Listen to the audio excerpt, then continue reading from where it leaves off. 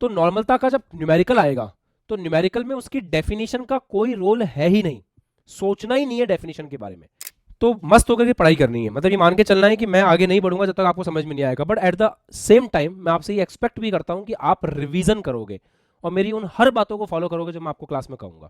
जब इस बेंजोइक अम्ल को पानी में डालते हैं ना, तो बेंजोइक अम्ल के जो दो अणु हैं वो आपस में मिलकर के एक बन जाते हैं। Hello hello hello hello. हाँ जी, हेलो स्टूडेंट, स्वागत है आप सभी का आशीष सिंह लेक्चर्स के इस लेटेस्ट वीडियो में। तो कैसे हैं आप सभी लोग? उम्मीद करता हूँ कल की क्लास को रिवाइज करके आए होंगे, फॉर्मूले वगैरह। विशाल, आप जेई की क्लास में नहीं आए थे, टेल मी द रीजन।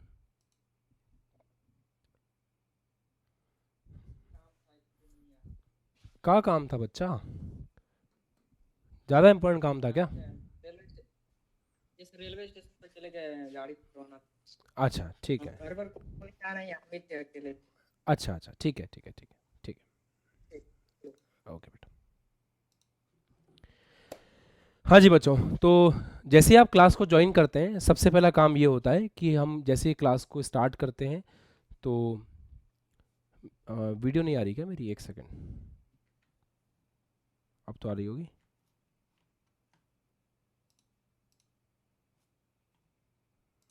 अच्छा अब ठीक है।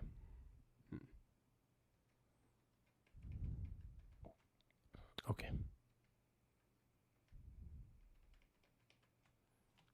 अब ठीक है। हाँ, तो जैसे आप क्लास को ज्वाइन करते हो, क्लास को ज्वाइन करते हैं आपका सबसे पहला काम क्या होता है कि जैसे हम जूम के अंदर स्टार्ट करते हैं क्लास को, वैसे ही हमें अपने बाल बनाने होते हैं ना, सब के सब। क्योंकि हम उसमें शक्ल हमारी दिख रही होती है तो हम सबसे पहले अपने बाल बनाते हैं। कितने लोग ऐसा करते हैं ईमानदारी से? देखो अभी भी रिहान यही काम कर रहा है। ओके, ठीक है, बढ़िया। तो इसका काम जो है वो दर्पण से भी हो सकता है, बाकी आपकी इच्छा है जी। चलिए, हेडिंग लगाएं नॉर्मेलिटी। अगर आपने कल नॉर्मेलिटी पढ़ लिया था तो भी आज रफ पेज पे हेडिंग लगाएं नॉर्मलता। मेरा प्रण है इस साल कि कोई भी टॉपिक जो तुम्हें परेशान करेगा या जिस टॉपिक में तुम कॉन्फिडेंट फील नहीं करोगे, हम उसको पूरी तरह से एक्सप्लेन करने के बाद ही आगे बढ़ेंगे। कोई कॉम्प्रोमाइज़ नहीं करेंगे हम लोग, क्योंकि हमने बहुत टाइम पे सिलेबस को स्टार्ट किया है। टाइम पे सिलेबस को फिनिश करना है। रफ्तार की जरूरत पड़नी ही नहीं चाहिए उन बच्चों को जो फोर्स बैच और आशा बैच के बच्चे, ये मेरा पर्सनल मानना है ना? तो इस बात का आपको ध्यान रखना है। अब चैट भी आपको स्क्रीन के ऊपर परेशान कर रही होगी, उसको भी ऑफ कर देते हैं,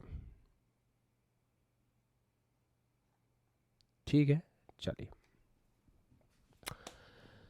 तो मस्त होकर के पढ़ाई करनी है, मतलब ये मान के चलना है कि मैं आगे नहीं बढ़ूंगा जब तक आपको समझ में नहीं आएगा, but at the same time मैं आपसे ये एक्सपेक्ट भी करता हूं कि आप रिवीजन करोगे और मेरी उन हर बातों को फॉलो करोगे जो मैं आपको क्लास में कहूंगा। ये एक जरूरी कंडीशन है, ये आप ध्यान में रखोगे तो फिर आपको सब कुछ समझ में भी आएगा। और कोई टॉपिक टफ होगा तो मैं उसको 10 बार एक्सप्लेन करने के लिए भी तैयार हूँ, कोई दिक्कत नहीं है उसमें, ठीक है? चलिए बेटा, नॉर्मेलिटी और मोलरता, सबसे पहला काम ये करते हैं, न्यूमेरिकल सॉल्व करने के लिए जो चीज आवश्यक है पहले वो देखते हैं। मोलरता का जो सूत्र होता है, एज इट इज अपन को उस फॉर्मूले को लिखना है, जैसे विलेय का द्रव्यमान, विलेय का द्रव्यमान डिवाइड बाय, नीचे क्या आता था, विलेय का अणुभार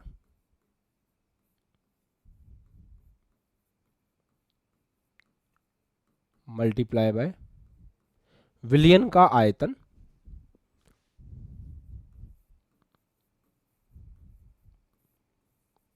विलयन का आयतन।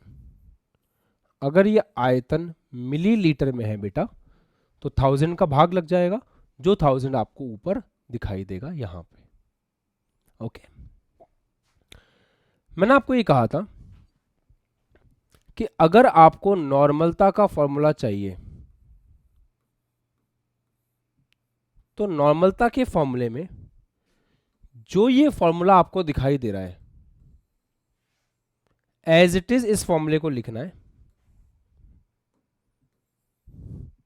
बस एक चीज का ध्यान रखना है कि डिवाइड में आ जाएगा एक्स फैक्टर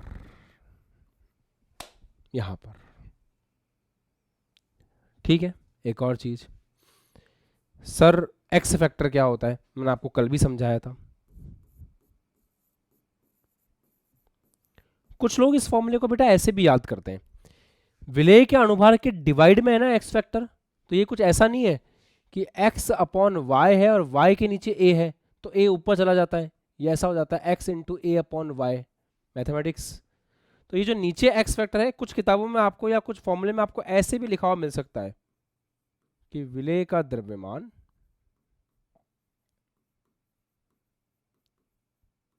डिवाइड बाय विलेय का अणुभार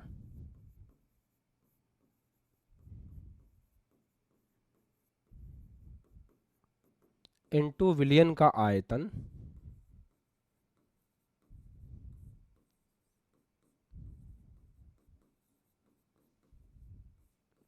अगर ये ml में है तो ऊपर आ जाएगा 1000 इंटू एक्स फैक्टर। तो घबरा मत जाना, ये एक्स फैक्टर ऊपर कैसे आ गया, डिवाइड लग रहा है तो ऊपर भी आ सकता है, कोई दिक्कत नहीं है। पर मैं आपको सजेस्ट करूंगा कि आप एक्स फैक्टर को डिवाइड में ही रखें ताकि आप उसको उसके प्रति सजग रहें, पहली चीज तो। दूसरा, डेफिनेशन पार्ट भी बनाने में आसानी होगी इससे अपने को। एक्स फैक्टर के लिए मैंने बताया था कि HCl है, आपको कोई भी एक चार्ज देखना है, या तो पॉजिटिव चार्ज या नेगेटिव चार्ज, है ना, या तो पॉजिटिव चार्ज या पॉजिटिव चार्ज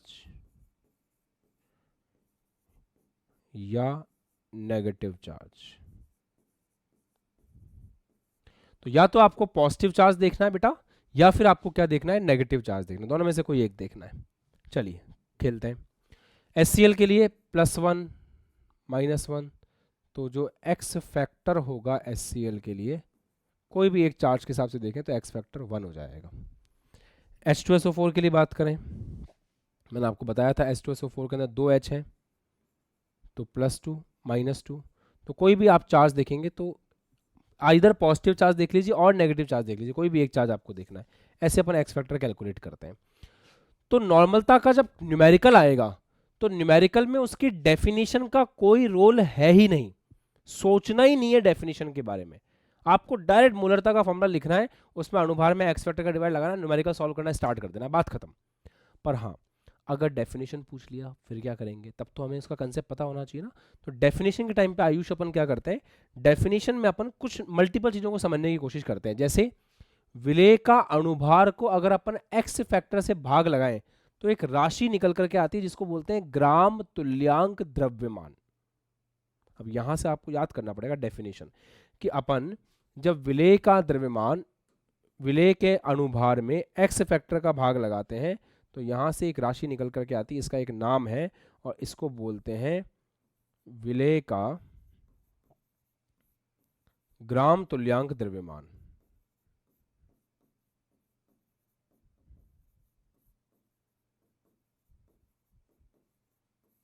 ठीक बात है। फिर जो विलेय का द्रव्यमान डिवाइड बाय विलेय का ग्राम तुल्यांक द्रव्यमान अपन करते हैं, तो इसको भी एक नई चीज बोलते हैं, मतलब इसको बोलते हैं ग्राम तुल्यांक द्रव्यमान, और इसको जो डिवाइड किया है आपने इसको कहते हैं विलेय की ग्राम तुल्यांक संख्या। तो विलेय की दिस अपॉन दिस को बोलते हैं विलेय की ग्राम तुल्यांक संख्या।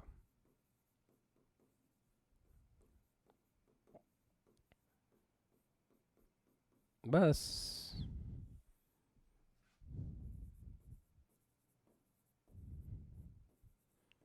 तो डेफिनेशन बनाने में यह आपकी मदद करेगी। डेफिनेशन क्या होती है, 1 लीटर विलियन में विलेय की कितने ग्राम तुल्यांक संख्या उपस्थित है उसको बोलते हैं अपन नॉर्मलता। बस आपको जब एग्जाम में लिखना हो, डेफिनेशन लिखी, पहले ये फॉर्मूला लिखना है, फिर उससे ये फॉर्मूला लिखना है, लास्ट में ये फॉर्मूला लिखना है। और जब न्यूमेरिकल सॉल्व कर रहे हो तो डायरेक्ट इससे भी कर सकते हो, कोई दिक्कत नहीं है। ये मैंने एक बार वापस से एक्सप्लेन कर दिया नॉर्मलता के कंसेप्ट को। रेज योर हैंड, समझ में आ गया अब तो। चलो अब एक सवाल भी कर लेते हैं, सवाल से और क्लियर हो जाएगा है।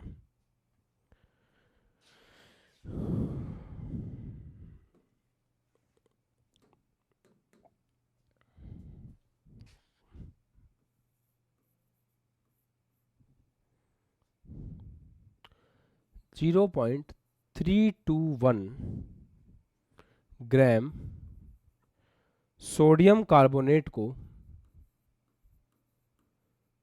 सोडियम कार्बोनेट से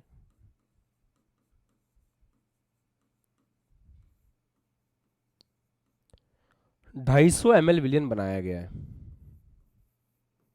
250 ml विलियन बनाया गया है।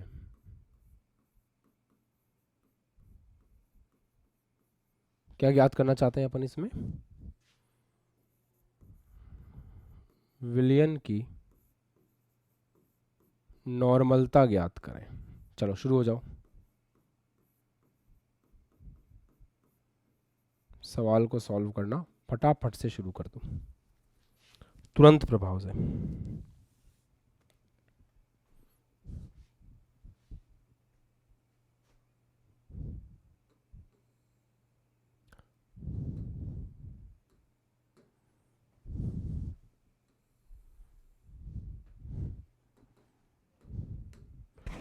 सोडियम कार्बोनेट Na2CO3, सोडियम का परमाणु द्रव्यमान 23 होता है, इनकेस आपको जरूरत पड़ेगी। कार्बन का 12 होता है, ऑक्सीजन का 16 होता है। अब सॉल्व कर लो।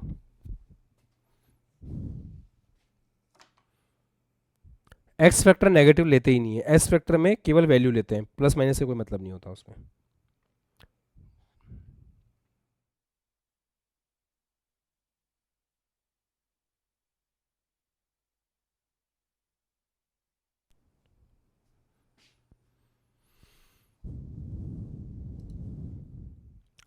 लास्ट तक आंसर निकले ना निकले, फॉर्मूलेज में वैल्यू सही से पुट करना आना चाहिए।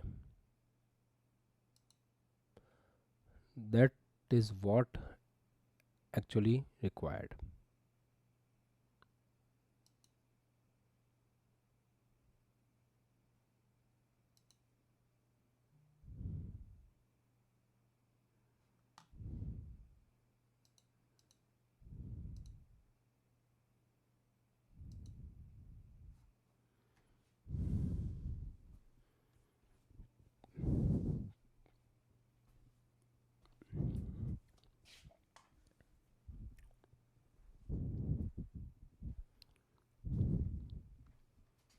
ओके बेटा, let's have a look.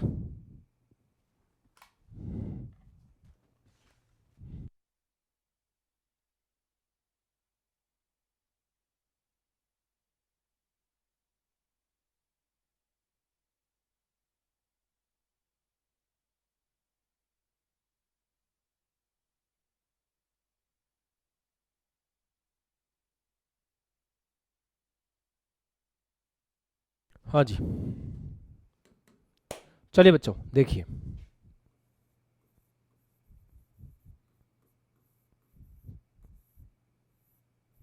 Solution कैसे करेंगे सवाल। 0.321 ग्राम सोडियम कार्बोनेट से फलाना ढिमका बना है, ठीक है। विलयन की नॉर्मलता ज्ञात करो। नॉर्मलता का फॉर्मूला जो मुझे आता है पहले मैं वो लिखता हूँ, फिर आप लोगों को से पूछूंगा आपने कैसे किया।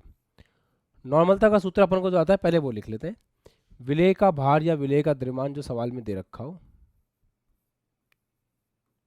विलेय का भार या विलेय का द्रव्यमान जो सवाल में दे रखा हो, डिवाइड करते हैं किससे? विलेय के अणुभार से।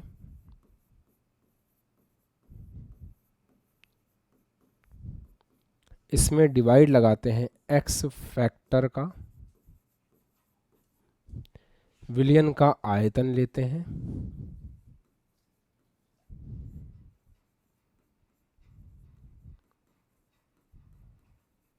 है ना बेटा, और अगर ml में हो ऊपर आता है 1000। सबसे मस्त बात बताऊं क्या मैं आपको, क्या है सबसे मस्त बात यह है कि we must know X factor. Actually अगर एक्स फैक्टर के बारे में हमें पता हो तो बात बड़ी मजे से की जा सकती है। एक्स फैक्टर चेक करते हैं। सोडियम कार्बोनेट, सोडियम कार्बोनेट या तो पॉजिटिव चार्ज देख लो या नेगेटिव चार्ज देख लो, दोनों में से कोई एक देखना है ना आपको। तो पॉजिटिव चार्ज देखो Na+1 है तो 2 Na हो गए तो +2, Na का मैंने बता रखा था। कार्बोनेट फिर ऑब्वियस सी बात है कार्बोनेट -2 होगा।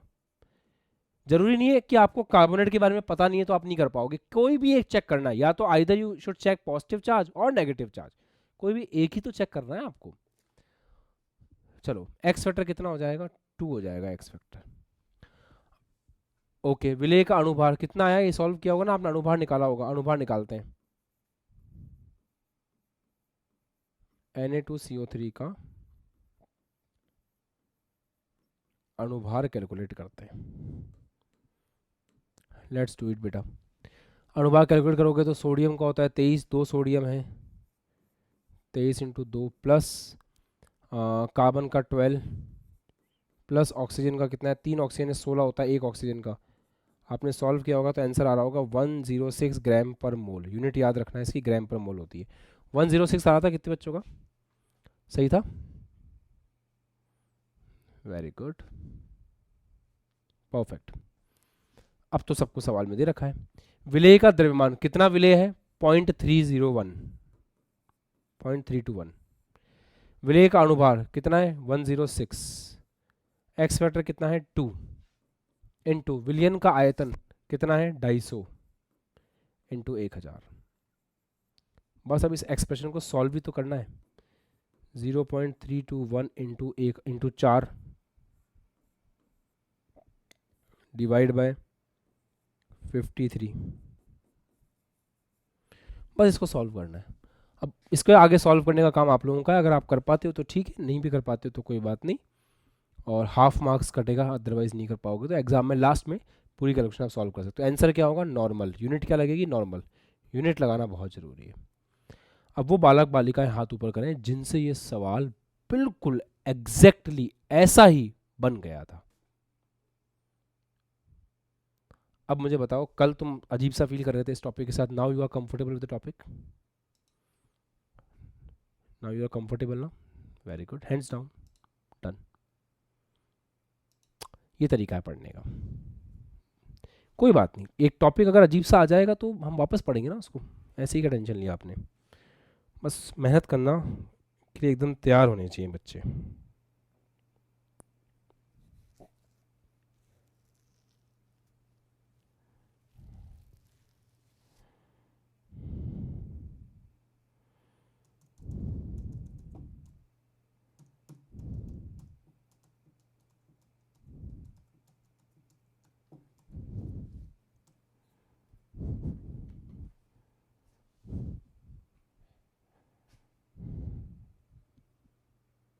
चलो अगला सवाल करो।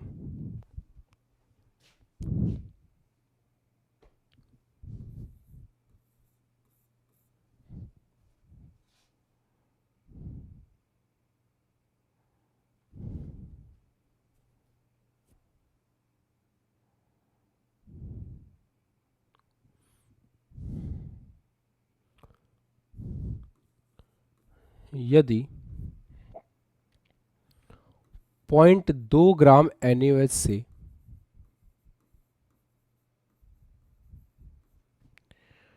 250 ml विलियन बनाया गया हो,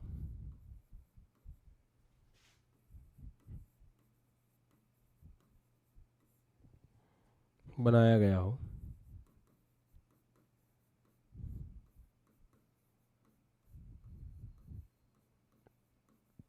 तो विलियन की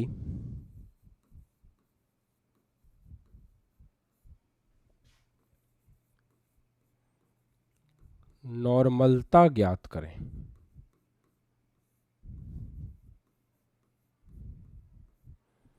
तो विलियन की नॉर्मलता ज्ञात करें। ओके बच्चा, स्टार्ट सॉल्विंग।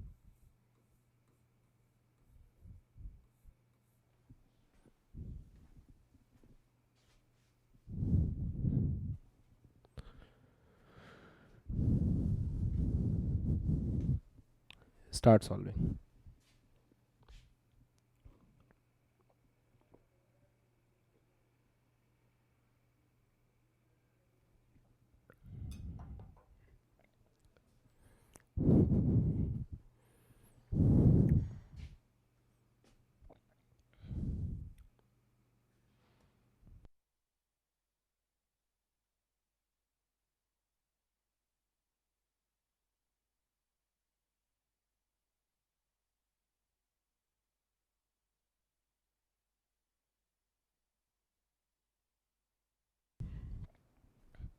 किसी बच्चे के नेटवर्क का ज़्यादा इशू हो तो दूसरी वाली जो क्लास चल रही है, सेम क्लास चल रही है, दूसरे लिंक से आप उसे ज्वाइन कर सकते हैं। वो बस क्वांटल लेक्चर नहीं होगा, उसमें आप चैट कर पाएंगे, पर चैट आपस में तो उसमें भी मैंने अलाउ नहीं कर रखा है। चैट आपस में उसमें भी अलाउ नहीं है ना।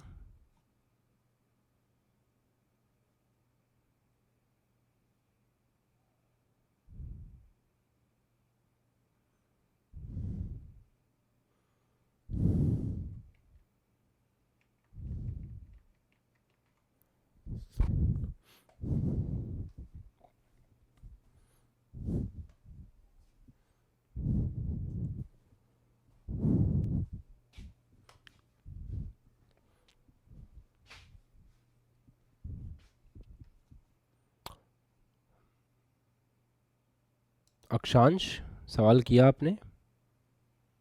अनम्यूट करो बेटा एक बार। यस सर, कर रहे हैं। कर रहे हो? कहाँ तक आंसर आने वाला है? सर ग्राम तो लैंग बाहर निकाल रहे। ठीक है, करिए। किस किस का आंसर आ गया? Raise your hands. हाँ रेहान बताओ। सर आपने आज एक जो आपके हैंड रिटन नोट्स तो एप्लीकेशन पे अपलोड किया था आज। तो जो आप लेक्चर में पढ़ाते हो, तो जो आप लेक्चर के साथ पीडीएफ देते हो, नोट्स वहां से बनाने हैं, फिर जो आपके हैंड रिटन नोट्स एप्लीकेशन पर जो आपने अपलोड करे उनसे करने हैं। सवाल अच्छा है, बट गलत समय पे पूछ लिया, क्लास के एंड में पूछना चाहिए था। अभी मैंने आपको अनलॉक किया था इसका आंसर बताने के लिए। चलिए कोई बात नहीं। जवाब यह है कि जो क्लास में आप पीडीएफ से कर रहे हो उसी पीडीएफ से आप बनाने की कोशिश करो, ज़्यादा बेटर रहेगा, है ना। और आपका कुछ मन करता है तो आप ग्रंथशाला के सवाल से भी, ग्रंथशाला से भी देख सकते हो, ऐसा है। हाँ बेटा।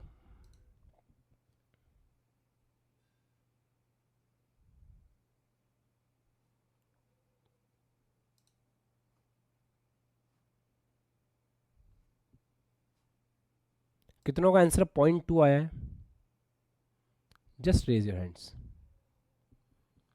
चलो देखते हैं। Okay, down, hands down. Very good very good, ठीक है, परफेक्ट परफेक्ट, मज़ा आया, अच्छा लगा। चलो सवाल करते हैं। सवाल कैसे करते हैं? नॉर्मलता का सूत्र लिखते हैं सबसे पहले। बेटा मैं नॉर्मलता का सूत्र क्यों लिख रहा हूँ बार बार? मुझे तो सब कुछ आता है, फिर मैं क्यों लिख रहा हूँ? मैं आपको ये बताने के लिए लिख रहा हूँ कि एग्ज़ाम में अगर आपको गलती करने से बचना है, किसी भी प्रकार की गलती करने से बचना है, तो you have to make sure कि आप हमेशा इस बात का ध्यान रखें कि फॉर्मूला पूरा लिखना होता है हर बार, ताकि कुछ भी मिस ना हो जाए फॉर्मूले में, है ना। तो नॉर्मलता का फॉर्मूला होगा विलेय का द्रव्यमान, विलेय का द्रव्यमान डिवाइड बाय विलेय का अणुभार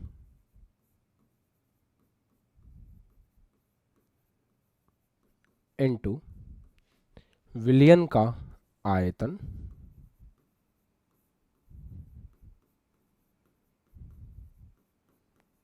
विलयन का आयतन अगर ml में है तो ऊपर चला जाएगा 1000, विलेय का द्रव्यमान। हाँ ये तो नॉर्मलता का फॉर्मूला नहीं है, ये तो मोलरता का फॉर्मूला है। इसको नॉर्मलता का फॉर्मूला बनाने के लिए क्या करना पड़ता है? बस नीचे एक्स फैक्टर का भाग देना है। चलो अब सब कुछ देखते हैं हमें क्या क्या बता रखा है। विलेय कौन है? NaOH है, तो NaOH का अणुभार कैलकुलेट कर लेते हैं पहले। तो चार्ज के बारे में बात कर लेंगे थोड़ी देर में भी, अणुभार कैलकुलेट करते हैं। सोडियम का मैंने कितना बताया था? 23, ऑक्सीजन का 16, हाइड्रोजन का 1, ये आ गया 40 ग्राम पर मोल। तो NaOH का अणुभार कितना आ गया बच्चों? 40 ग्राम पर मोल। अब क्या करना है? अच्छा एक्स फैक्टर देख लेते हैं। NaOH के अंदर बच्चा बच्चा जानता है Na+1 है, OH -1 है। पता है आपको OH के ऊपर -1 चार्ज होता है टोटल। वो कैसे बताता हूँ। ऑक्सीजन पे कितना होता है? -2, हाइड्रोजन पे कितना होता है? +1, तो टोटल कितना हो गया? -1, ऐसे। तो यहाँ पे टोटल पॉजिटिव कितना है? Na+ और नेगेटिव कितना है? OH-। तो इसका मतलब इसके लिए एक्स फैक्टर क्या हो गया? इसके लिए एक्स फैक्टर हो गया, कोई भी एक लिख लो, 1 हो गया इसके लिए एक्स फैक्टर, खत्म बात। तो विलेय का द्रव्यमान कितना है? विलेय का द्रव्यमान 0.2 है, डिवाइड बाय विलेय का अनुभार कितना है? विलेय का अनुभार 40 है। एक्स फैक्टर कितना है? 1 है। कितने विलियन में घोला है? 250 ml में घोला है। ऊपर है 1000। चलिए सॉल्व करते हैं। ये आ जाएगा 4.2 इंटू 4 डिवाइड बाय 40। ये नीचे आ गया तो यहाँ आ गया 10।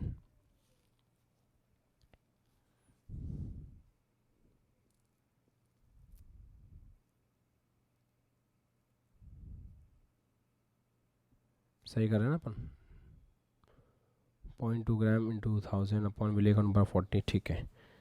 उसके बाद में ये हो गया 4 टाइम्स, इससे कैंसिल हो गया 10, तो ये आ रहा है 0.02 आ रहा है यार। 0.02 0.02 आ रहा था क्या आप सबका? अच्छा ठीक है, 0.02 आएगा इसका answer. Okay, that's all about the question. ठीक है, डन। भाई आ गया सवाल समझ में? नॉर्मेलिटी का सवाल एग्जाम में आएगा तो कर लोगे, अब तो हो जाएगा। अब एग्जाम में सवाल आएगा तो कर लेंगे। ठीक है, ग्रंथशाला निकाल लीजिए, आगे बढ़ते हैं। हमें एक और टॉपिक पढ़ना है, उसके बाद हमारा सांद्रता के पद समाप्त हो जाएंगे, फिर हम लोग आगे के टॉपिक्स के लिए तैयार हो जाएंगे। आयुष समझ में आ गया बेटा? First time in the class या रेगुलरली आ रहे थे? रेगुलरली आ रहे हो? ठीक है।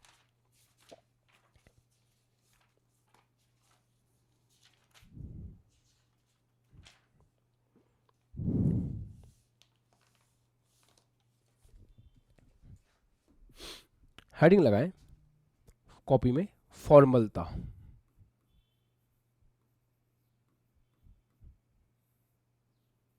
फॉर्मेलिटी।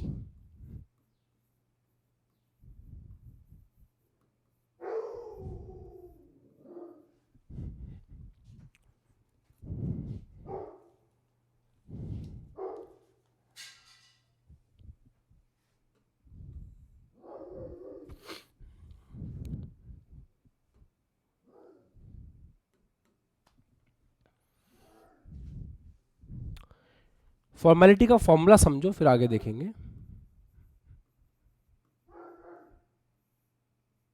हाँ बच्चों, डेफिनेशन लिखेंगे सबसे पहले इसकी। लिखिए 1 लीटर विलियन में उपस्थित, मैं बोल रहा हूं आप लिखो, 1 लीटर विलियन में उपस्थित विलेय पदार्थ के 1 लीटर, पहले डेफिनेशन लिख लेते हैं। 1 लीटर विलियन में उपस्थित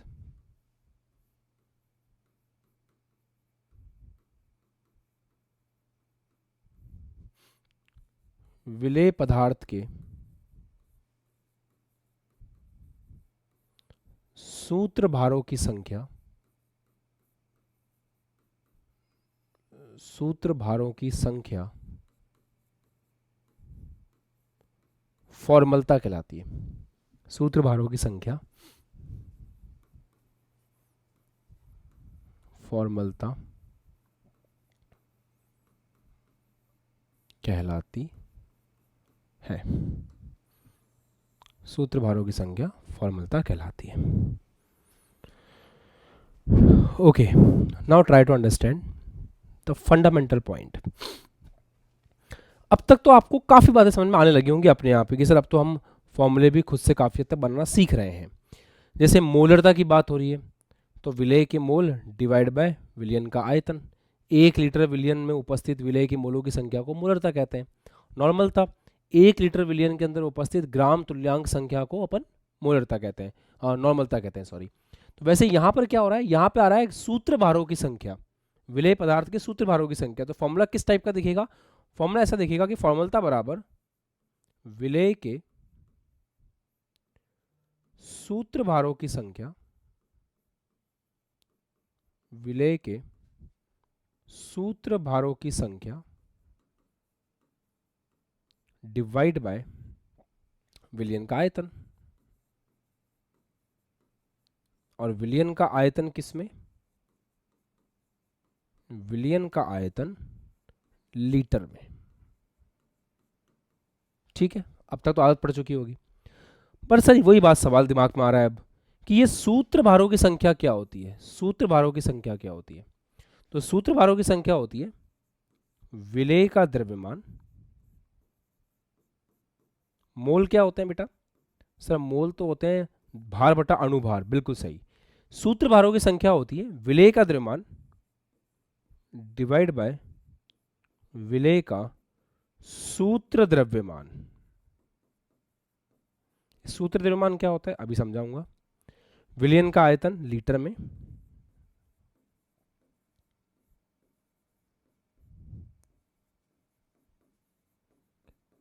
और ऐसे दुखी परेशान मत हो जाया करो कि विलियन का आयतन लीटर में दे रखा है, अगर एमएल में दे रखा होगा तो क्या करेंगे, अगर एमएल में भी दे रखा होगा तो अपन ऊपर 1000 का भाग लगा देंगे, ऐसे नीचे भाग लगाएंगे ऊपर चला जाएगा, कोई दिक्कत नहीं है।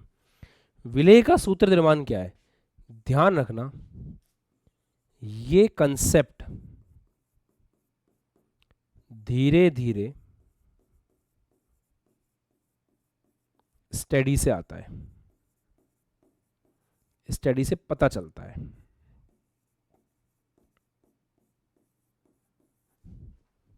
अब मैं क्या बोलना चाह रहा हूं सुनो ध्यान से। हमने क्या किया, हमने इस व्यक्ति को देखा, तुम्हें पता है ये कौन है,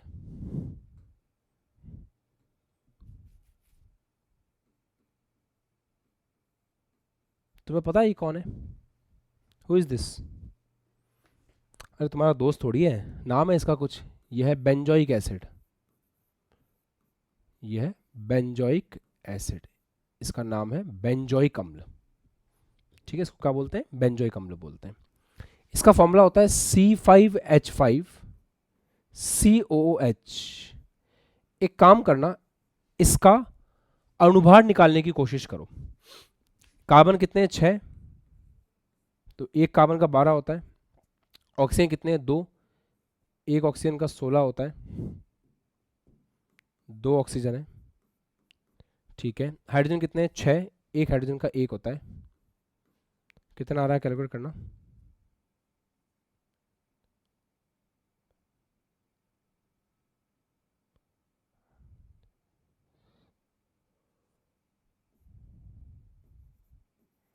चेक करना एक बार, फटाफट कैलकुलेट करो कितना आ रहा है, जस्ट कैलकुलेट इट। 122 आ रहा होगा शायद।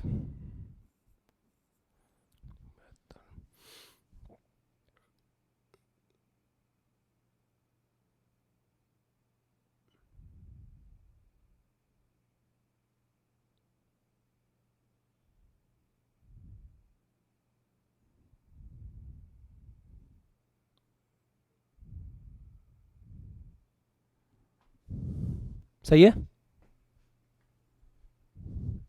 कितना आ रहा है,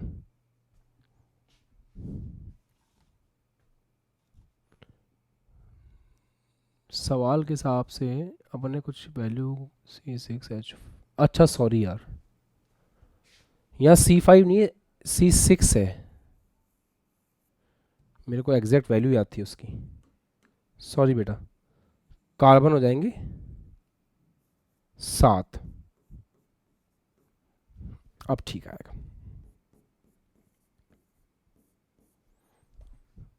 क्योंकि मेरे को एग्जैक्ट वैल्यू याद है कि बेंजोइक अम्ल का मॉलिक्यूलर वेट कितना होता है। देखो एक कार्बन ये रहा, दूसरा कार्बन ये रहा, तीसरा कार्बन ये रहा, चौथा ये रहा, पांचवा ये रहा, छठा ये रहा, सातवां कार्बन ये रहा। तो गलती से हमने C5 लिख दिया था, यहाँ पे C6 होगा। अब ठीक है, अब ठीक है। अब मेरी बात सुनो, हमने क्या ऑब्जर्व किया, तुम्हारा आंसर आ रहा होगा 110 इस हिसाब से, तो ठीक है।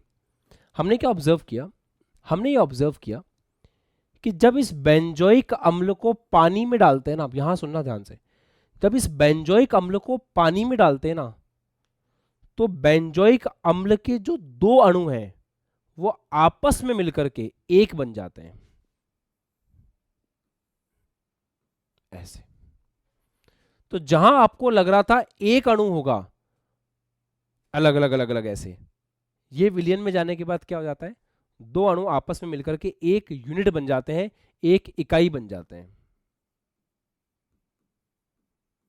तो हम क्या सोच रहे थे, हम ये सोच रहे थे ना कि इसका अणुभार आएगा 122, पर अगर ये दोनों मिलकर के एक इकाई बन चुके हैं तो अब इसका अणुभार कितना होना चाहिए? इसका दुगना।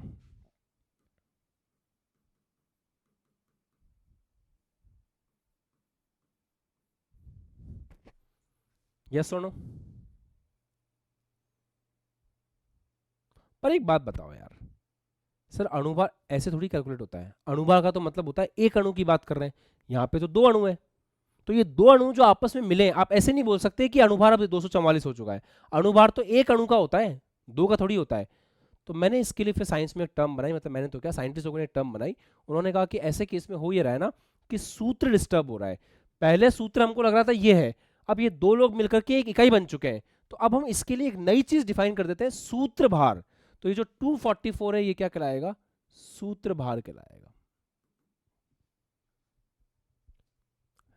अच्छा, तो फिर यार इसके हिसाब से कैलकुलेशन करेंगे अपन कोई भी सांद्रता के पद की तो गड़बड़ आएगी। जैसे मोलरता की बात करते हैं तो मोलरता में तो क्या होता है? अणुभार होता है। नॉर्मलता की बात करते हैं उसमें अणुभार डिवाइड बाय एक्स फैक्टर होता है। हम मोल अंश की बात करेंगे उसमें भी मोल आएगा।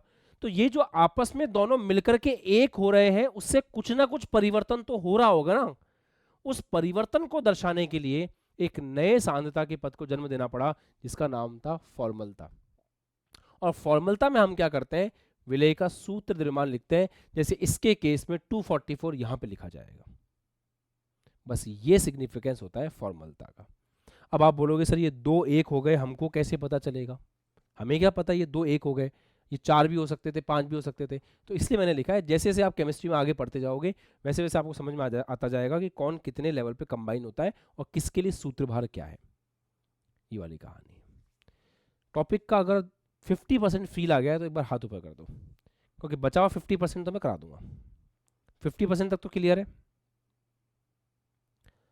ओके, चलो अब देखते हैं कि आपने इसको कैसे समझा है। मैं वापस एक बार एक्सप्लेन करता हूँ। बेटा केमिस्ट्री में जब भी कंफ्यूजन क्रिएट हो ना, फिजिक्स में जब भी किसी टॉपिक को लेकर के कंफ्यूजन क्रिएट हो, तो ये लॉजिकल होता है सब कुछ। तो आप अपने दिमाग से ये पूछा करो कि आखिर केमिस्ट्री में इस टॉपिक की जरूरत क्यों पड़ी? केमिस्ट्री में इस टॉपिक की जरूरत क्यों पड़ी? तो हुआ ये कि कुछ ऐसे यौगिक हैं बेटा जो या तो जब किसी विलयन के अंदर उपस्थित होते हैं तो या तो वो जुड़ जाते हैं या वो टूट जाते हैं। किसी का संयोजन हो जाता है, किसी का वियोजन हो जाता है। ऐसे कुछ यौगिक हैं। तो अगर कोई यौगिक किसी विलयन में जाकर के संयोजित हो रहा है, मैं आपसे पूछूं, देखो धोखा होता है फिर हमारे साथ। मैंने आपको ये बोला कि 10 अणु मिलाए मैंने बेंजोइक अम्ल के, तो वास्तव में विलयन में अभी कितने अणु हैं? 10 है कि 5 है? 5 है। अणुओं की संख्या के हिसाब से सोचो।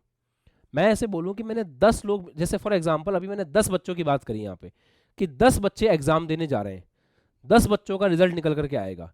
एग्जामिनर हॉल में जैसे घुसे चीटिंग हो रही है। अब ये हो रहा है कि 5 के 2-2 बच्चों के 5 ग्रुप बन गए और 5 जनों का टेस्ट चल रहा है।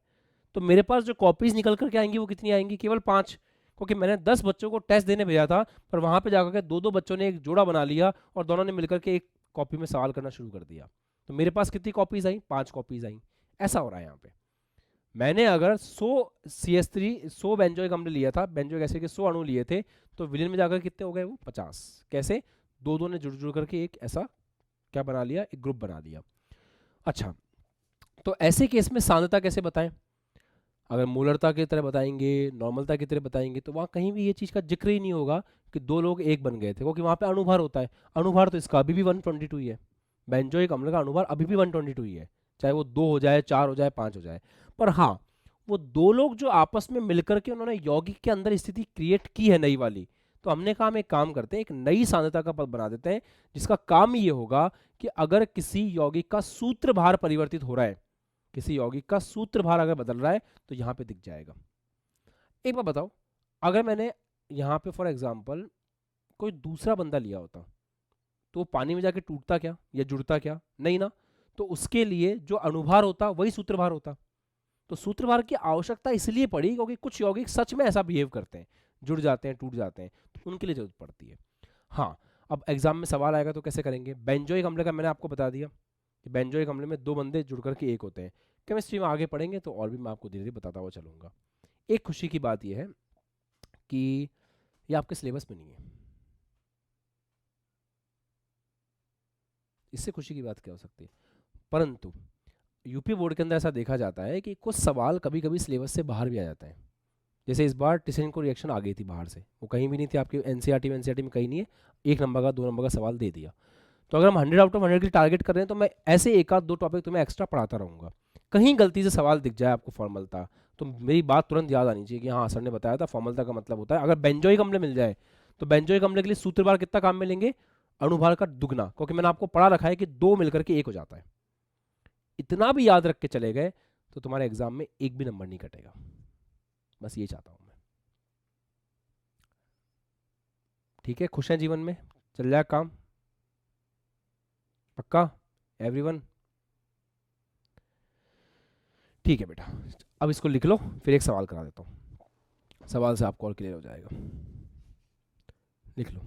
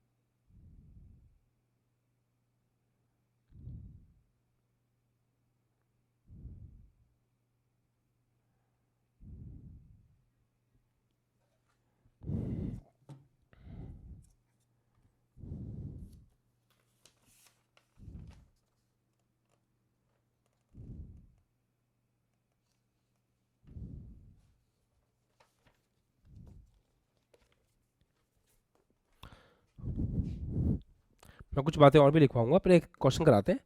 और जो बच्चे ग्रंथशाला में इस टॉपिक को ढूंढने का प्रयास कर रहे हैं जीवन में, उनको ग्रंथशाला में पेज नंबर 1.9 पे मिलेगा।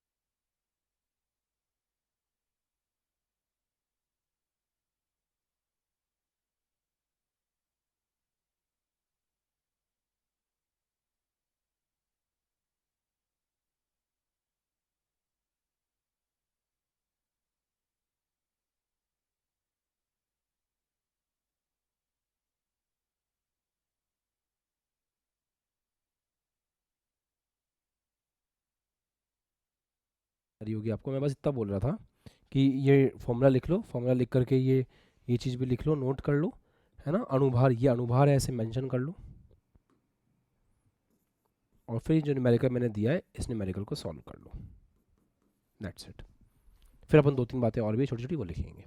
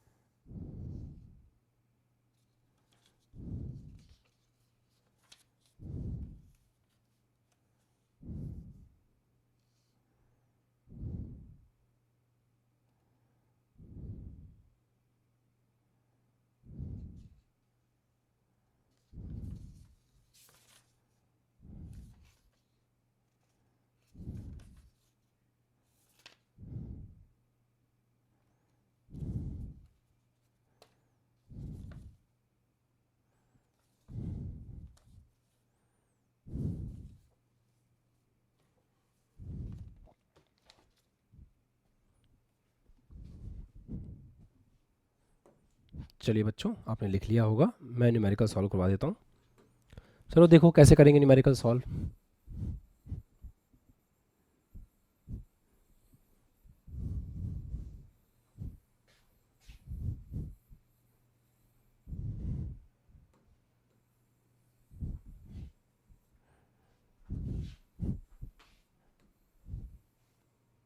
फॉर्मूले में पुट कर देते हैं, सब कुछ तो हमें पता है। देखो, क्या हम जानते हैं कि बेंजोइक अम्ल के 2 अणु मिलकर के एक इकाई बन जाते हैं? पता है ना हमें? बिल्कुल सर। तो बेटा अगर आपको ये बात पता है तो इसके हिसाब से सूत्रभार कितना हुआ? तो सूत्रभार तो हो गया सर 144 का दुगना, सॉरी कितना हो गया बेटा? 244। वेरी गुड, बस वैल्यू पुट कर दो, सवाल तो बहुत आसान है। विलेय का द्रव्यमान कितना है? बेंजोइक अम्ल का इतना घोला है, तो बेंजोइक अम्ल कितना घोला है? 12.2 ग्राम डिवाइड बाय विलेय का सूत्र द्रव्यमान कितना है? 244 इंटू विलयन का आयतन कितना है? 2 लीटर दे रखा है, लीटर में दे रखा है। खुशी हो गई जीवन में, कुछ नहीं करना पड़ रहा, लीटर है तो बढ़िया है। ये नीचे आ जाएगा 10, ये चला गया 2, तो it comes out to be 1/40। कितना का 1/40 आया था बेटा? वाह मेरे शेरों, क्या बात है। 1/40 what is the unit? Sir मोलरता होता है तो यूनिट होती है कैपिटल एम। मोलरता होता है तो यूनिट होती है कैपिटल एम। नॉर्मलता होता है तो यूनिट होती है कैपिटल एन। मोललता होता है तो यूनिट होती है स्मॉल एम। फॉर्मलता है तो यूनिट होगी कैपिटल एफ। ठीक है। कुछ बच्चों की साइड पे इंटरनेट का थोड़ा सा इशू रहता है तो वॉइस में दिक्कत हो सकता है। जैसे मैं यहाँ पे देख पा रहा हूँ सनोज कुमार, जो 3 बच्चे बैठ के पढ़ रहे हैं, शायद यहाँ पे वॉइस का इशू हो सकता है क्योंकि मुझे सर्वर पे दिखा रहा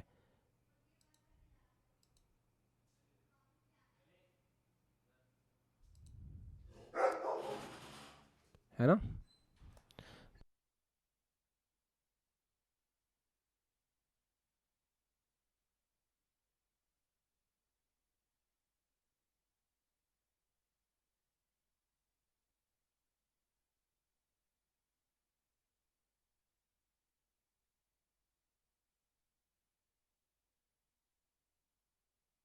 मस्त एकदम। चलो एक बात बताओ, अगर सूत्रभार और अणुभार आपस में बराबर हों तो मोलरता और फॉर्मलता में कोई अंतर होगा ही नहीं। अगर यहां पे सूत्रभार की जगह अणुभार लिख दूं और सूत्रभार अणुभार आपस में बराबर हों, अगर सूत्रभार और अणुभार बेटा आपस में बराबर हों तो मोलरता और फॉर्मलता में कोई अंतर नहीं होगा। सही बात है ना? लिख लेते हैं इस बात को, कॉपी कर लो फिर लिख लेते हैं कि जब सूत्रभार और अणुभार समान होते हैं तो मोलरता और फॉर्मलता में कोई अंतर नहीं होता। लिख लो भले अपनी कॉपी में, जब सूत्रभार एवं अणुभार समान होते हैं, जब सूत्रभार एवं अणुभार समान होते हैं मतलब बराबर होते हैं, जब सूत्रभार और अणुभार समान होते हैं तो मोलरता व फॉर्मलता में कोई अंतर नहीं होता। तो मोलरता और फॉर्मलता में कोई अंतर नहीं होता। तो मोलरता और फॉर्मलता में कोई अंतर नहीं होता। तो मोलरता और फॉर्मलता में कोई अंतर नहीं होता।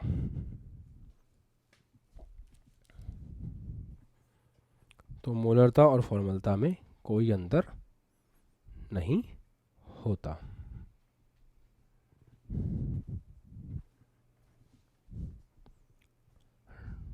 लिख लिया? सेकंड स्टेटमेंट लिख लो। कुछ विलेय जब विलायक में घोले जाते हैं, कुछ विलेय जब विलायक में घोले जाते हैं, कुछ विलेय जब विलायक में घोले जाते हैं,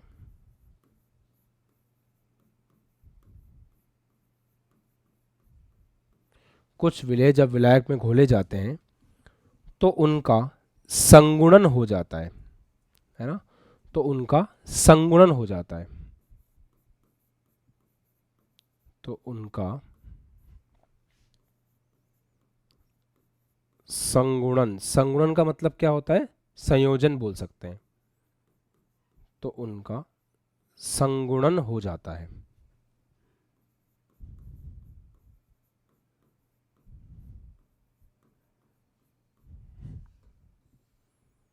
तो उनका संगुणन हो जाता है।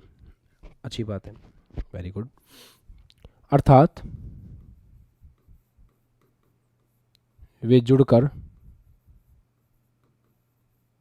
द्विअणु, इसका एक लैंग्वेज लिखी है, एक नाम है, इसको बोलते हैं द्वितीयाणु। ये थोड़ी प्रॉपर हिंदी है, ग्रंथशाला में लिखी है। द्वितीयाणु बन जाता है। द्वितीयाणु अगर दो जुड़ेंगे एवं तृतीयाणु अगर तीन जुड़ेंगे,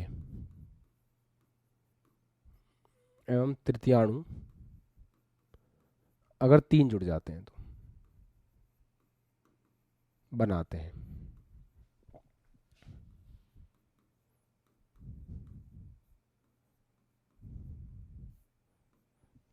ऐसे में बेटा, बेटा मत लिख देना ना, ऐसे में सूत्रभार अणुभार का दुगना या तीन गुना हो जाता है। ऐसे में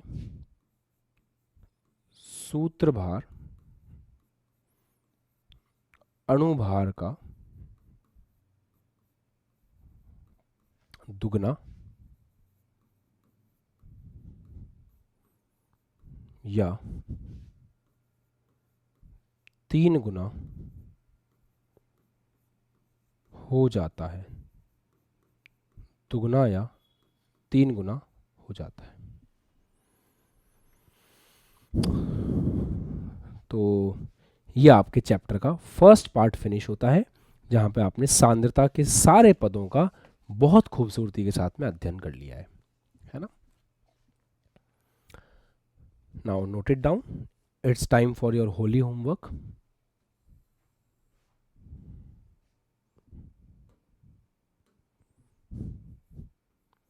अभी अभी आशा बैच के बच्चों को तो मैं लगभग 125 क्वेश्चन के आसपास का होमवर्क दे करके आया हूँ। It's your time actually, Holi homework.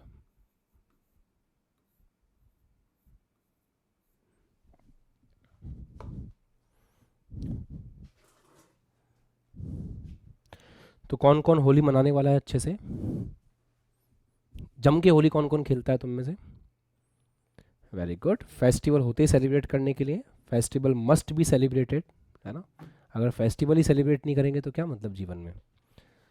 सब जिंदगी की मोह माया अपनी जगह पे है, फेस्टिवल अपनी जगह पे है। तो सेलिब्रेट द फेस्टिवल, जितना अच्छे से सेलिब्रेट कर सकते हो। हाँ, खुद का थोड़ा सा ध्यान रखते हुए, पक्के रंग से दूर रहना, मतलब पक्के रंग को आंखों से दूर रखना अगर यूज़ भी करते हो तो, ठीक है? प्रैक्टिकल बात करते हैं हम, खुद जो चीज़ फॉलो नहीं करते हो, कभी सजेस्ट भी नहीं करते। आंखों का ध्यान रखना, बाकी सब बढ़िया है, कोई दिक्कत नहीं होती। चलिए, तो होली बढ़िया से मनाइएगा, हैंड्स डाउन। अब होली के बाद में आपके पास समय मिलेगा। बहुत सारे बच्चों के कल से मैसेज आ रहे हैं कि सर हमें गांव जाना है, हम लाइब्रेरी में पढ़ाई करते हैं, हमें गांव जाना है, गांव जाना है, फिर वो बेसिक मैथ्स के लेक्चर्स भी देखने वगैरह वगैरह। तो ठीक है, इट्स ओके, कोई दिक्कत की बात नहीं है। परंतु अच्छी बात यह है कि काइनेमेटिक्स का चैप्टर हमारा आशा बैच में फिनिश हो चुका है। तो काइनेमेटिक्स की पूरी कैप्सूल बुक सॉल्व करनी है आपके पास, अच्छा खासा समय है। दिन के 4 घंटे लगा करके ये काम आपको रेगुलरली करना है, ठीक है। दूसरा और अच्छी बात यह है कि ग्रंथशाला के अंदर भी हमने सारे सांद्रता के पद पढ़ लिए हैं। तो जब आप ग्रंथशाला के पीछे जाओगे एक्सरसाइज के अंदर, तो ऑब्जेक्टिव एक्सरसाइज आपको मिलेगी, उसमें सेक्शन ए है। सेक्शन ए आपका हो जाना चाहिए कंप्लीट। सेक्शन ए में क्वेश्चन नंबर 1 से लेकर के क्वेश्चन नंबर 22 तक ऑब्जेक्टिव क्वेश्चंस हैं। तो 1 से 22 तक आपको फिनिश कर लेने हैं। जो बन जाते हैं ठीक है, जो नहीं बनते हैं उन पे टिक कर लेना कि ये मेरे से नहीं बने, उसका सॉल्यूशन आपको मिलेगा। जस्ट रिलैक्स, बट आपको सारे अच्छे से ट्राई करने हैं। क्वेश्चन ट्राई करने से पहले इस बात का ध्यान रखना बच्चों कि क्वेश्चन तभी होंगे जब थ्योरी अच्छे से रिवाइज होगी, क्लासरूम एग्जाम्पल्स की प्रैक्टिस करी हुई होगी। तो आप प्रायोरिटी कर लो, जिनका बैकलॉग कंप्लीट नहीं वो बैकलॉग कंप्लीट करेंगे, जिन्होंने नया ज्वाइन किया है वो बेसिक मैथ्स को फिनिश करेंगे फिजिक्स के लिए। केमिस्ट्री में आपने जितना पढ़ा है इसको अच्छे से देख लेना है, उसके बाद में ये सारे सवाल करने हैं। अभी और सुनो, उसके बाद जब आप पीछे जाओगे सब्जेक्टिव क्वेश्चंस के अंदर, तो सब्जेक्टिव क्वेश्चन में, ये तो ऑब्जेक्टिव हो गया एमसीक्यू, सब्जेक्टिव क्वेश्चन के अंदर भी, सब्जेक्टिव क्वेश्चन के अंदर भी सेक्शन ए है, और सब्जेक्टिव क्वेश्चन का जो सेक्शन ए है उसके अंदर क्वेश्चन नंबर 86 से 1110 तक करने हैं। और आपको जानकर ये खुशी होगी कि इसमें आपके काफी बोर्ड के पीवाईक्यूज भी हैं, ये आपको खत्म करना है। सेक्शन ए आपको फिनिश कर लेना है। ये नंबर का फर्क हो सकता है क्योंकि अलग अलग बोर्ड की ग्रंथशाला में अलग अलग क्वेश्चंस हैं, बट हाँ सेक्शन ए आपको फिनिश कर लेना है जिसमें सांद्रता के पदों की बात चल रही है। बेटा केमिस्ट्री में न्यूमेरिकल केवल स्टार्टिंग के 3 चैप्टर्स में ही है। इलेक्ट्रो आपका सॉल्यूशन विलयन, दूसरा आपका वैद्युत रसायन, और तीसरा रासायनिक बल गतिकी। तो जब स्टार्टिंग के केवल 3 चैप्टर्स के अंदर ही आपके न्यूमेरिकल्स हैं, तो इन न्यूमेरिकल्स को अपन को अच्छे से करना चाहिए ना, इन न्यूमेरिकल्स को अपन को अच्छे से करना चाहिए ना। और ये शुरुआत है बेटा, अगर अभी मेहनत नहीं करोगे तो फिर कब करोगे। तो जस्ट सेलिब्रेट द फेस्टिवल, अच्छे से फेस्टिवल सेलिब्रेट करो। आपके पास इनफ टाइम है, कल का टाइम है, परसों का टाइम है, बीच में संडे आ गया तो आपको अच्छा सा टाइम मिला है। और जिस बच्चों ने ज्वाइन किया है उनको और फायदा मिल गया है अच्छे से अपना बैकलॉग फिनिश करने का, बेसिक मैथ्स देखने का। जैसे ही आप एग्जाम देकर, मतलब जैसे ही आप होली मना करके आएंगे, आपकी एक क्लास होगी जिसका नाम होगा होमवर्क चेकिंग क्लास, और उस क्लास के अंदर आपके सबके रजिस्टर्स चेक किए जाएंगे। तो मैं ये चाहता हूँ कि उस दिन आप सभी के रजिस्टर्स में काम किया हुआ होना चाहिए, अभी नहीं तो कभी नहीं, है ना। अगर तुम्हारे पास अपॉर्चुनिटी है कि तुम लाइव पढ़ रहे हो, मुझसे सामने बैठ के पढ़ाई कर रहे हो, I can see you, you can see me, अगर इस टाइप की अपॉर्चुनिटी है, इसका फ़ायदा नहीं उठाओगे तो साल ऐसे ही निकल जाएगा। और अगर अभी मेहनत करने पर शुरू नहीं हुए, अगर अभी मेहनत करने शुरू नहीं किया तो फिर कब करोगे। सवाल एक आता है जिसके पास ग्रंथशाला नहीं है वो क्या करेंगे। तो जिनके पास ग्रंथशाला नहीं है उनको शीट अपलोड हो जाएगी कल तक, उस शीट से आप सवाल करेंगे, ठीक है। हाँ अक्षांश बोलो बेटा। सर फेयर नोटबुक में या दूसरी वाली में करें कि इसी में कर लें। बेटा उसमें जो आपने क्या बनाई होगी ना, न्यूमेरिकल कॉपी बनाई होगी एक, मैंने बताया था आपको। थ्योरी थ्योरी जिसमें लिखी उसी में कर लें। नहीं नहीं नहीं, न्यूमेरिकल कॉपी के अंदर करना, अलग से न्यूमेरिकल कॉपी में। सेकंड नोटबुक में। हाँ सेकंड नोटबुक में जो न्यूमेरिकल्स कॉपी वाली बनवाई थी उसमें करना है। ठीक है, थैंक यू सर। ओके अक्षांश। चलो बेटा, तो और कोई सवाल है आपको, फटाफट से लूंगा मैं, फिर अपन को अगली क्लास भी स्टार्ट करनी है। प्रिंस का भोजन चालू है, कर लो आराम से। अरे कर लो प्रेशर मत हो, भूखे नहीं रहना जीवन में कभी भी। हाँ नीश बोलो। सर क्या कहते हैं सर, कैप्सूल बुक के क्वेश्चन सर कहाँ से मिलेंगे? कैप्सूल बुक के क्वेश्चंस तो कैप्सूल बुक में ही मिलेंगे यार, इसका ऑप्शन नहीं है, फिर भी डीपीपीज में अपलोड करवा दूंगा। सर ऑर्डर किया है लेकिन अभी तक आया नहीं है। हाँ थोड़ा सा, अभी देखो मैं आपको एक फ़ोटो दिखाता हूँ। ये मेरे पास अपडेट आया है जयपुर ऑफिस से।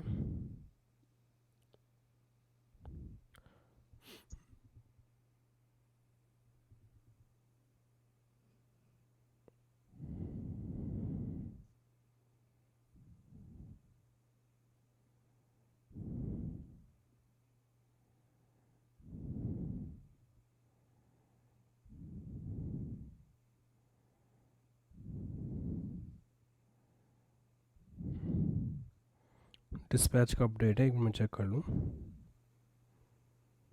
सही, तो दिन रात पैकिंग चल रही है, दिन रात। वो ट्रैकिंग आईडी मिली है हमको। हाँ, तो ट्रैकिंग आईडी जैसे एक्टिव हो जाएगी, दिन रात पैकिंग चल रही है, दिन रात आपकी ग्रंथशाला आपके घरों तक पहुंच रही है। पर हाँ, ये है कि अभी डेली के इतने सारी बुक्स हैं कि उसको पैक करना, पहुंचाना, ये सब में थोड़ा समय लग सकता है। पर हाँ, आप जब ऑर्डर करोगे तो अगले उसके 3 से 5 दिन में आपके घर के लिए रवाना हो जाएगी। फिर आगे पहुंचना कब है वो इंडिया पोस्ट का काम है, वो पहुंचा देते हैं टाइम पे, ऐसी कोई दिक्कत नहीं है। ठीक है, तब तक आप एक काम करना, जो शीट अपलोड होगी उसको कर लेना, बाद में फिर सीपी से कर लेना। ठीक है, थैंक यू सर। ओके बेटा। अभिषेक कुछ कहना है? सर ई बुक अपलोड करवा दीजिए। सीबी का अपलोड करना पॉसिबल नहीं है, बिकॉज होता क्या, नहीं सर, ग्रंथशाला को। ग्रंथशाला भी एज ए पीडीएफ तो अपलोड नहीं होगी, बट हाँ आपको शीट मिल जाएगी, इसमें क्वेश्चंस होंगे। ठीक है, ओके। चलो, तो मोटे मोटे डाउट यही थे। अब आप लोग बढ़िया से होली मनाना, और जो बच्चे केवल केमिस्ट्री पढ़ते हैं उनको हैप्पी होली, बिकॉज हम फिजिक्स में नहीं मिलेंगे। बट हाँ, अभी भी मैं ये चाहूँगा आप सभी बच्चों को लेकर के कि आपको अगर पढ़ने में मज़ा आ रहा है, अगर आपको समझ आ रहा है कि नहीं यार each and everything is fine, आपने कहीं भी बैच ले रखा हो, आप चाहे फिजिक्स कहीं और से भी पढ़ रहे हो, आपने कहीं भी बैच ले रखा हो, अगर आपको ऐसा फील हो रहा है कि नहीं सर मैं कहीं और से बैच ले रखा है बट मुझे एएसएल से पढ़ने में मज़ा आता है, तो just make a call to team से आप बात कर सकते हो। You can be the part of ASL, और उसमें जो भी बेहतर हो पाएगा हम उसको करने की कोशिश करेंगे। बट एक बात का ध्यान रखना, अपना साल ख़राब मत करना, और ऐसा ना हो जाए कि आप एग्ज़ाम के एकदम एंड टाइम पे आ जाओ और फिर रफ्तार के लिए आप पढ़ाई करो, ऐसा नहीं होना चाहिए। जहाँ से भी पढ़ो, अगर आप समझ में आ रहा है अच्छे से तो ठीक है, नहीं आ रहा है तो जल्दी से जल्दी आपको चेंज करना चाहिए। Right, okay. सत्यम कुछ कहना है?